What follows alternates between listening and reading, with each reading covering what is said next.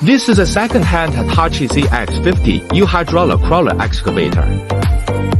The ZX50U excavator is equipped with the original Yamaha 4TMV88 engine. The core components are all original. Mini excavators are flexible in operation. Power is 29.8 kilowatt. The bucket capacity is 0.19 cubic meters. Excavator bucket and matching tank plan. Boom side shift function.